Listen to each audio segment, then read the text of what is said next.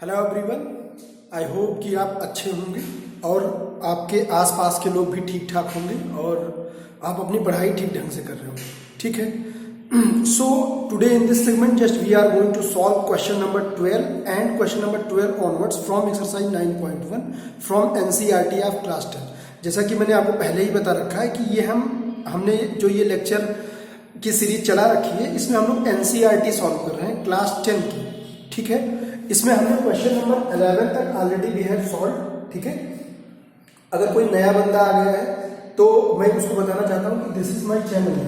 Okay, so if you suppose that if you are willing to search so many other topics lecture regarding class 10, अगर आप class 10 से related और lecture चाहते हो तो आप यूट्यूब पे इस नाम से ढूंढोगे तो मिल जाएगा।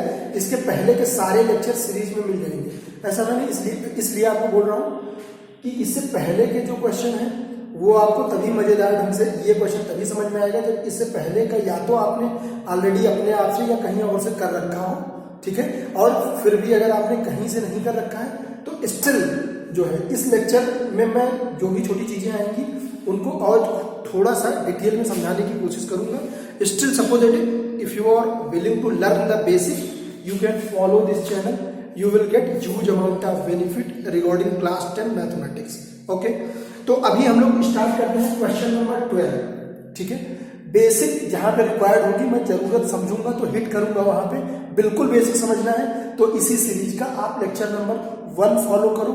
यूट्यूब पे अगर आप इस नाम से ढूंढोगे तो आपको मिल जाएगा आसानी से। उसमें मैंने खूब डिटेल में खूब टाइम लेके अच्छे से समझाया हुआ है, तो बिल्कुल कोई बिगिनर है वो भी वहां से बिल्कुल समझ सकता है अगर लेक्चर नंबर 1 से कोई फॉलो करता है तो।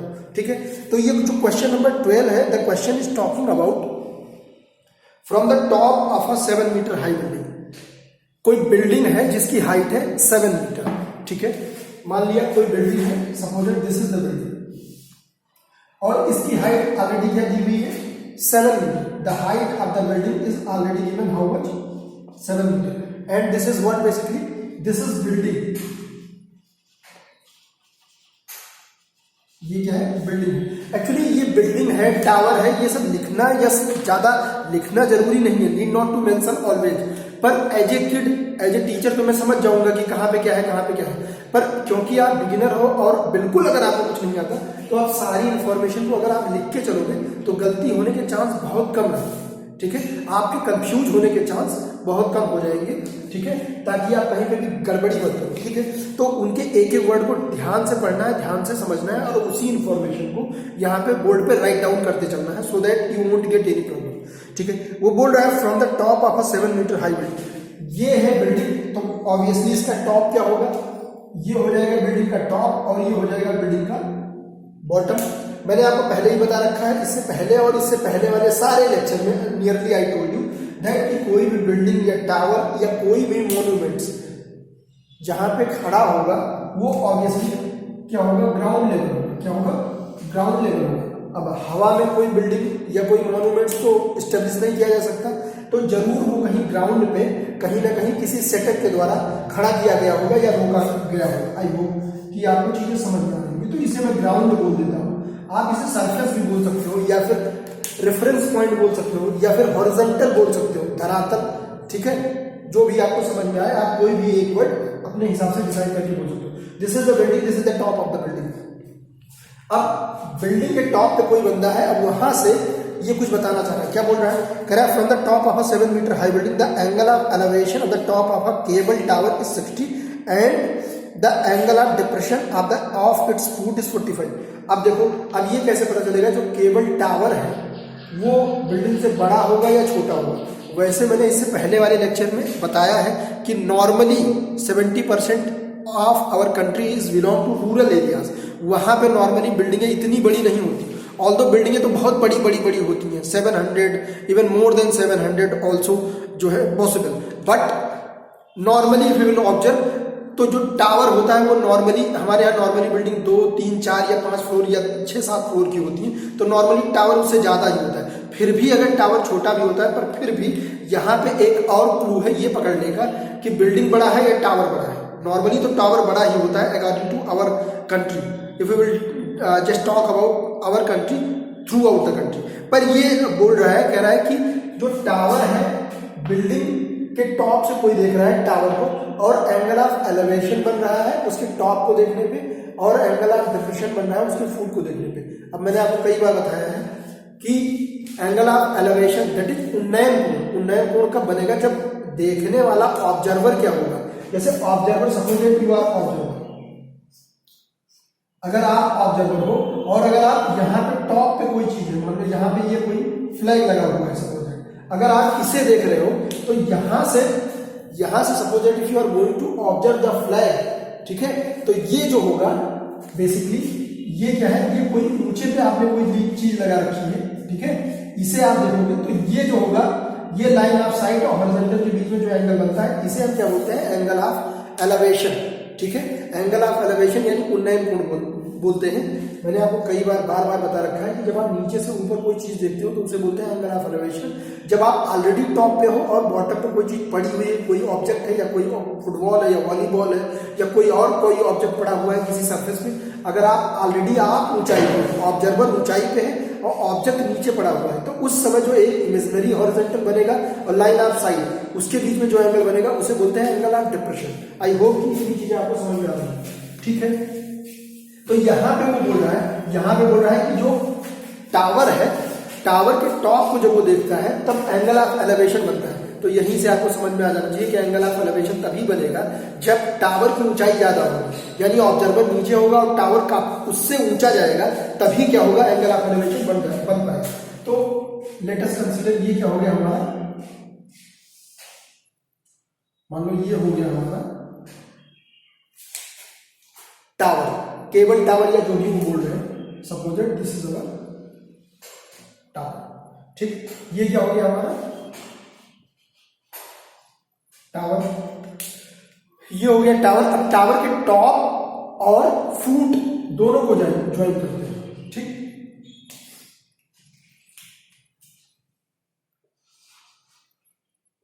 ये हो गया टावर। अब इसके फुट से और टॉप से दोनों को ज्वाइन करते हैं। ये हो गया इसका टॉप, किसका? ये हो गया आई मीन टावर का टॉप, तो इसे ज्वाइन करते हैं फटाफट, और इसके फुट से भी इसको ज्वाइन करते हैं। ये हो गया फुट ऑफ द टावर, ये हो गया top of the tower, very important, ठीक है। ये सारी चीजें समझना जरूरी। अब यहां पे क्या करते हैं? एक इमेजिनरी हॉरिजॉन्टल ड्रॉ करते हैं। क्या करते हैं? एक, जैसे ये ग्राउंड है या इसे हॉरिजॉन्टल भी बोल देते हो अगर आप, ठीक है, अगर आप इसे हॉरिजॉन्टल बोलते हो तो यहां पे इसी के पैरेलल एक आप इमेजिनरी हॉरिजॉन्टल ड्रॉ कर सकते हो और आपको ड्रॉ करना पड़ेगा क्योंकि आपको एंगल ऑफ डिप्रेशन समझना है। अब यहां पे अगर आप यहां पे बैठे हो, यहां से बिल्डिंग का टॉप देखोगे तो जो ये वाला एंगल होगा, ये क्या होगा? Angle of elevation. मैं बार बार बोल रहा हूं कि ये कौन सा एंगल होगा? एंगल ऑफ एलिवेशन, ठीक है। ये कितना बता रहे हैं? वो बोल रहे हैं एंगल ऑफ एलिवेशन जो है वो कितना है? Angle of elevation upper top of cable tower is 60 degree. ये बोल रहे हैं कि 60 डिग्री, ठीक है। एंगल ऑफ एलिवेशन जो है वो 60 डिग्री है और एंगल ऑफ डिप्रेशन जो है वो 45 डिग्री, ठीक। यानी ये वाला एंगल कितना है? 45 डिग्री।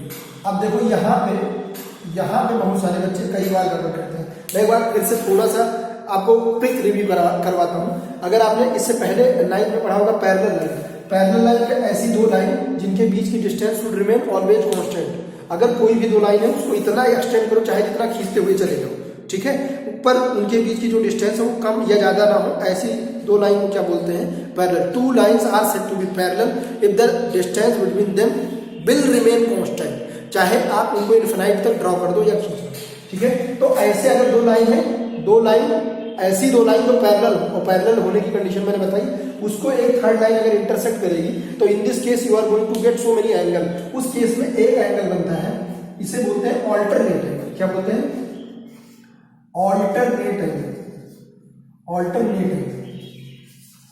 एक्चुअली ऑल्टरनेट एंगल का कंसेप्ट कई बार क्या होगा कि 45 डिग्री यहां बनेगा और बच्चे यहां 45 लिख देते हैं, उनका आंसर भी सही आ जाता है।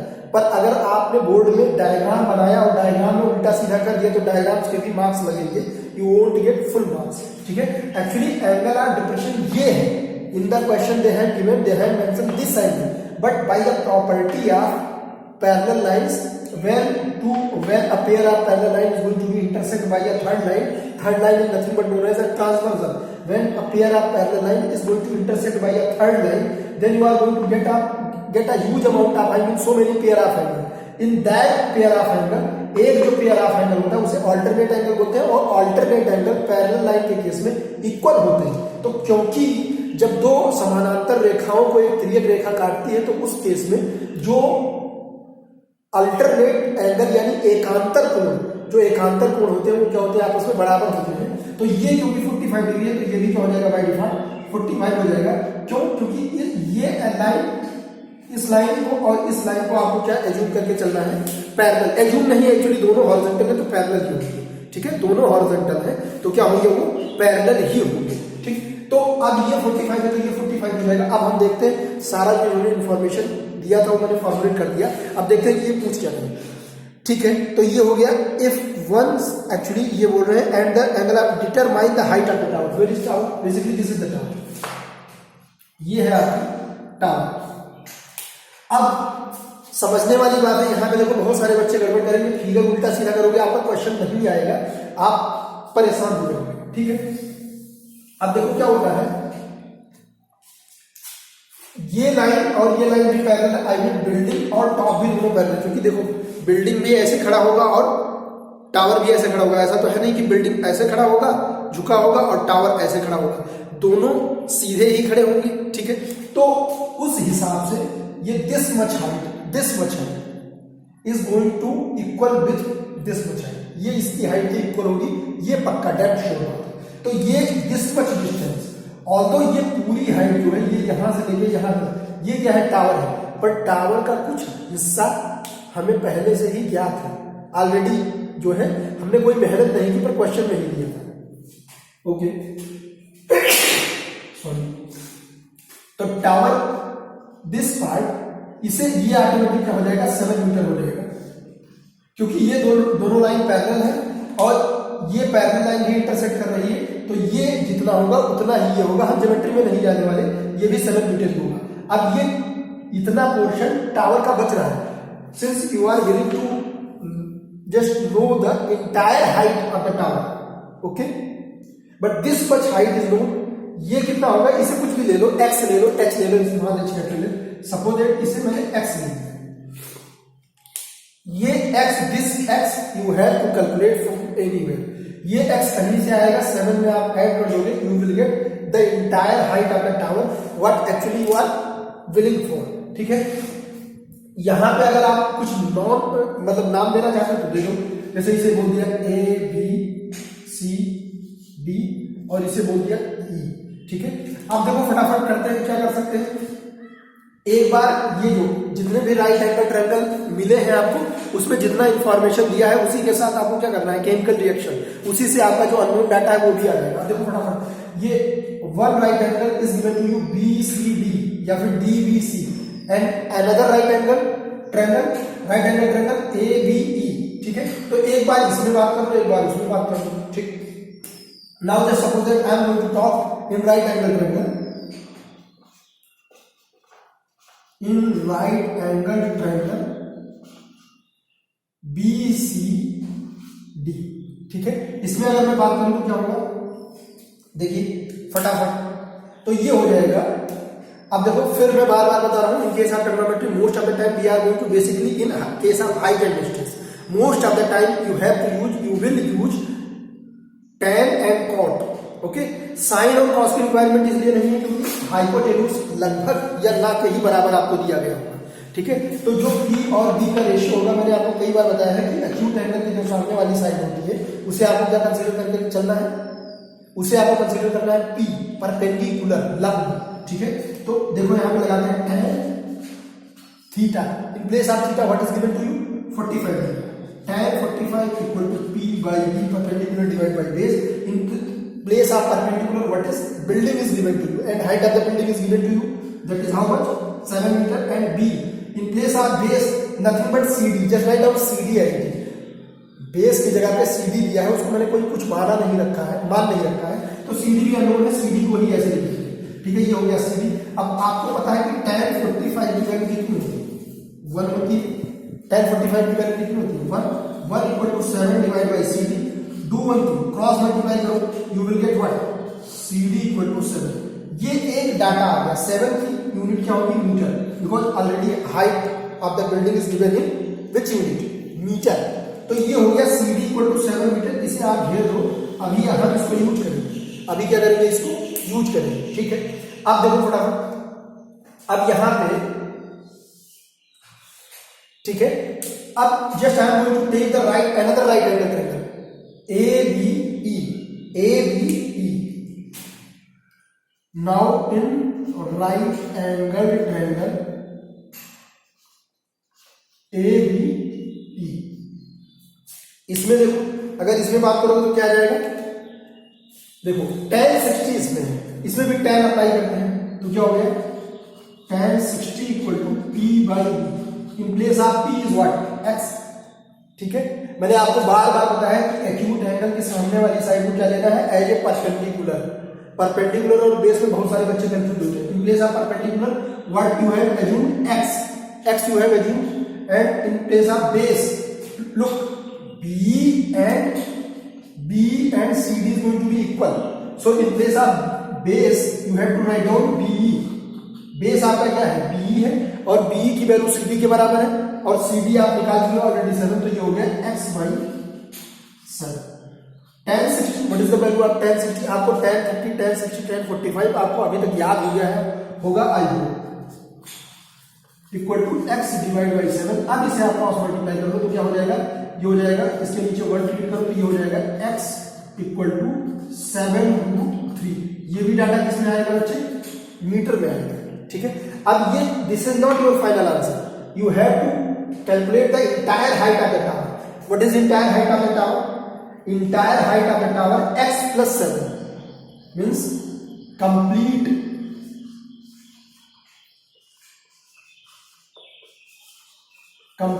Height of the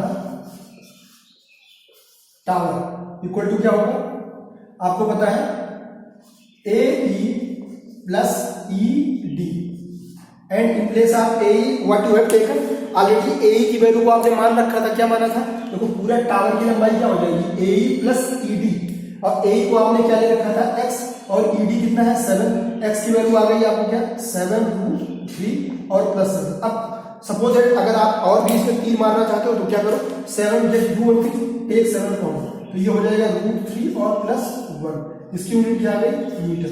so this is your final answer. I hope कि आपको चीजें समझ में आई होंगी।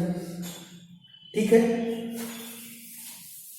अब चलते हैं फटाफट एक और क्वेश्चन सॉल्व करते हैं जल्दी से जल्दी। Question number 13 we have done up to question number 12 so far. क्वेश्चन नंबर 13 के बाद आई होप 14, 15, 16 3 क्वेश्चन और रह रहे हैं हमारे पास, देखते हैं आज कहां तक पहुंच पाते हैं। सो क्वेश्चन नंबर 13 क्या बोल रहा है, as observe from a top of a 75 metre high lighthouse. एक कोई लाइट हाउस है, मतलब जैसे शहर के किनारे भी बत्तियां लगी होती हैं जिससे हम उजाला देखते हैं ऐसे, और यहाँ पे बल्ब जैसा बना होता है, ऐसा कोई लाइट हाउस जहां से उजाला आता होगा, लाइट यानी प्रकाश आता होगा। ठीक है, तो ये बोलता है as observe from a top of a 75 metre high lighthouse. कोई लाइट हाउस बोले, बिल्डिंग बोले, टावर बोले, केबल टावर बोले, ठीक है, और उसकी हाइट क्या दी हुई है 75 metre is given to you. ठीक है, और उसके टॉप से कोई बंदा देखता है, हम देखते हैं कि कहां कहां देखता है और क्या क्या देखता है। High lighthouse from the sea level, from the sea level. अब देखो ये सारा चीज ज्योग्राफी का क्वेश्चन है, सी लेवल वगैरह क्या होता है ये I am not going to discuss all these things in detail, ये आप ज्योग्राफी वाले यानी भूगोल में आप पढ़ते हो। ठीक है, सी लेवल यानी आप ऐसे सी लेवल को आप ऐसे ही समझो कि वो धरातल की बात कर रहा है, या ग्राउंड की, या सरफेस की, या फिर जमीन की बात कर रहा है, ग्राउंड की बात कर रहा है। ठीक है, जिसके ऊपर वो लाइट हाउस खड़ा होगा। अब बेस, अब ऐसा तो नहीं कि जमीन के अंदर गड्ढा खोद के आपने लाइट हाउस लगा रखा होगा, आप जमीन पे जहां पे रोड है, जहां पे टावर है, जहां पे बिल्डिंगें बनती है, वहीं पे आपने ऑब्वियसली लाइट हाउस लगा रखा होगा। ठीक है, अब ये बोल रहे हैं कि lighthouse from the sea level the angle of depression of 2 ships are 30 and 45 if one okay fine if one ship is exactly behind the other on the same side of the lighthouse find the distance between the two ships। बढ़िया question है, प्यारा question है, देखो करते हैं। ये actually कैसा question है, ये बोल रहे हैं देखो angle of elevation, angle of depression समझना बहुत इंपॉर्टेंट है। उन्नयन कोण और अवनमन कोण समझना बहुत इंपॉर्टेंट है अगर आपको हाइट एंड डिस्टेंस में महारथी बनना है तो, ठीक है। अब ये बोल रहे हैं लाइट हाउस, चलो मैंने बना दिया एक ऐसे लाइट हाउस, ठीक है। इसकी हाइट उन्होंने दे रखी है कितना, 75 मीटर। कितना है ये, 75 मीटर दे रखा है। इसे क्या बोल रहे हैं, ये लाइट हाउस। चलो मैं भी लिख देता हूँ, ये क्या लिख देता हूँ, इनको लाइट हाउस। ये सब लिखना या नहीं लिखना जरूरी नहीं है, पर मैं आपको एक एक पॉइंट क्लियर कर रहा हूँ, इसलिए that's why I am trying to just mention each and every point. मैं चाहता हूँ हर एक बिंदु को क्या करूँ, डिस्कस करूँ। अगर लाइट हाउस के बगल में क्या है, जो है मुझे लगता है कि पानी वगैरह होगा, ये समुद्र की बात कर रहे हैं तो इधर भी पानी होगा, और यहाँ पे क्या है कि एक के पीछे दूसरी जहाज है, ऐसा क्वेश्चन में बोल रहा है, वन बिहाइंड द अदर, ठीक है, एक के पीछे दूसरी। और यहाँ पे लाइट हाउस पे यहाँ पे कोई बंदा बैठा हुआ, ये हो गया आपका ग्राउंड, ठीक है, this is your ground basically, जहां पे लाइट हाउस लगा होगा, ठीक। अब सी लेवल की बात इन्होंने इसलिए की थी क्योंकि समुद्र तो गहरा होता है, तो वहां पे एक रेफरेंस पॉइंट आपको मान के चलना होगा, ठीक है। ओके, तो ये हो गया ग्राउंड। अब ये बोल रहे हैं कह रहे हैं observe from the top of a 75 metre lighthouse in the sea level the angle of depression of two ships. एक शिप, मान लो एक शिप, दो जहाज है, पानी की जहाज है, मान लो एक जहाज यहाँ पे है और एक जहाज यहाँ पे, कोई भी आगे कोई भी पीछे हो सकती है, पर उन्होंने एक चीज मस्ट बोला है कि दोनों on the same side of light house, मतलब लाइट हाउस के एक ही साइड में। ऐसा भी हो सकता है कि दो जहाज है तो आप एक इधर बना लो और एक इधर बना लो हॉरिजॉन्टल में, पर ऐसा नहीं है। वो ये बोल रहे हैं कि both the ships are on the same side of, या तो आप इधर बना लो दोनों, या तो आप दोनों इधर बना लो, मैंने इधर बना रखा है, ठीक है। और यहाँ के टॉप से इसको ज्वाइन कर दो, ये शिप है बेसिकली, ठीक है। इसे और आप खूबसूरत डायग्राम बना सकते हो, पर यहाँ पे हम आर्ट तो कर नहीं रहे, तो इसलिए मैंने उसको ऐसे सिंपल लिख दिया। और एक जहाज के पीछे दूसरा जहाज है भी, ठीक है। अब ये बोल रहे हैं, कह रहे हैं कि एक का जो है 30 है और दूसरे का क्या है 45 है। अब देखो, आपको यहाँ पे बहुत सारे बच्चों को समझने में कंफ्यूजन हो सकता है, और ये अब आप एक यहाँ पे एक इमेजिनरी हॉरिजॉन्टल ड्रॉ करो। क्या ड्रॉ करो, इमेजिनरी हॉरिजॉन्टल। देखो, जब भी एंगल ऑफ डिप्रेशन बनेगा, यानी आप ऊंचाई पे हो और कोई चीज नीचे पड़ी हुई है, उसको आप देख रहे हो, आप यहाँ बैठे हो और देख रहे हो यहाँ की चीज, तो उस समय की इमेजिनरी हॉरिजॉन्टल होगा। और जो लाइन ऑफ साइट होगी, लाइन ऑफ साइट वो लाइन होती है जो ऑब्जर्वर और उस ऑब्जेक्ट को जोड़ने वाली लाइन को हम लाइन ऑफ साइट बोलते हैं। तो लाइन ऑफ साइट और इमेजिनरी हॉरिजॉन्टल के बीच में जो एंगल बनेगा उसे क्या बोलेंगे, एंगल ऑफ डिप्रेशन। वो अलग बात है कि प्रॉपर्टी ऑफ ऑल्टरनेट एंगल की वजह से ये एंगल भी उतना ही होगा जितना ये होगा, पर आप डायरेक्टली नहीं लिख सकते, अदरवाइज रॉन्ग हो जाएगा, ठीक है। तो ये एंगल, अब आपको ये समझना है कि ये एंगल ज्यादा होगा या ये एंगल ज्यादा होगा। आई मीन देखो, ये ज्यादा होगा, अभी तो हमें इसकी बात करनी है। ये अलग बात है कि इसको हम उठा के यहाँ कट कॉपी पेस्ट कर देंगे, पर डायरेक्टली आप लिख नहीं सकते, अदरवाइज रॉन्ग हो जाएगा। ये एंगल बड़ा होगा या फिर ये एंगल बड़ा होगा, ठीक है।